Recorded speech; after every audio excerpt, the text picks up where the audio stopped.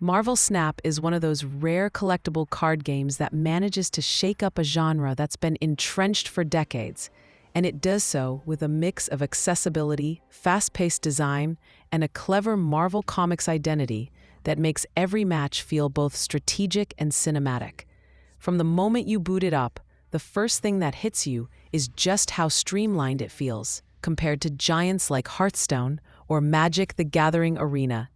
Matches last only a few minutes, usually around 3 to 5, which is a radical shift for a genre often bogged down by 20-minute duels. This isn't just a gimmick.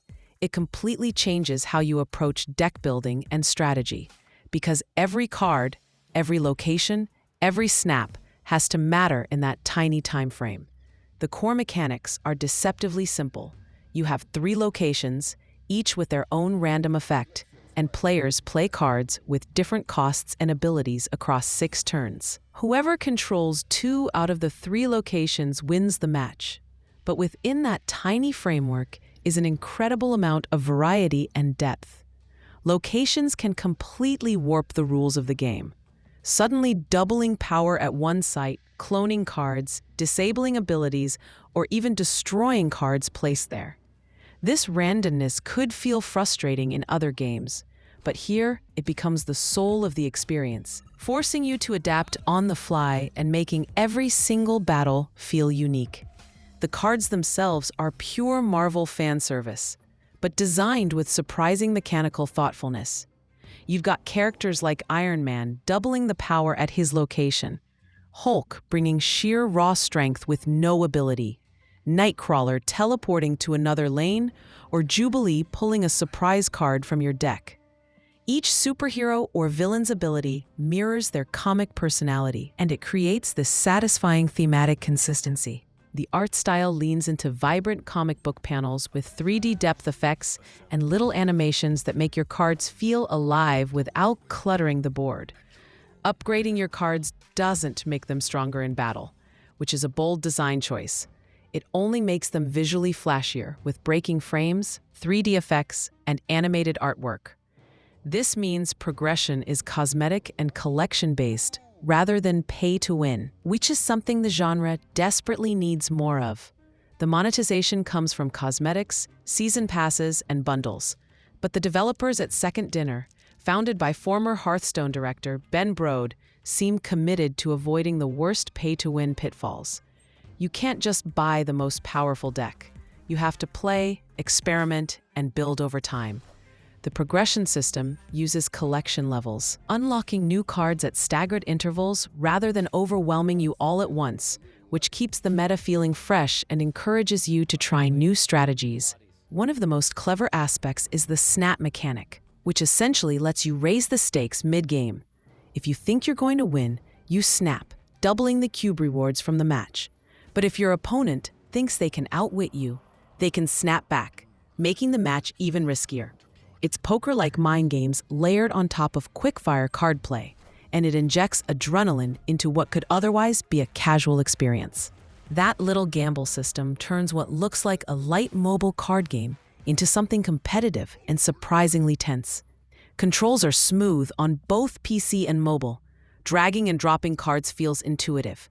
And the UI is cleanly designed, with just enough flair to feel exciting without being overwhelming. Performance is generally rock solid, even on older devices, which is impressive given the animations and visual polish. In terms of story, Marvel Snap doesn't offer a narrative campaign like some other CCGs. It's not about lore progression or epic single-player quests. Instead, it's about those tiny little emergent stories that come from clutch plays, dropping Odin to reactivate on-reveal effects, timing a Shang-Chi to take out a huge enemy card, or sneaking victory on an unexpected location shift at the last second. These micro-stories, backed by Marvel's familiar roster, are where the charm lives. The soundtrack is energetic but not overwhelming, with slick sound design punctuating every play. The crackle of Thor's hammer, the thud of Hulk, the sneaky teleport of Nightcrawler. It's short bursts of audio that sell the superhero fantasy without bogging the game down. The community reception has been overwhelmingly positive, praising its pick-up-and-play design, fairness in monetization, and the constant trickle of updates that introduce new cards and locations.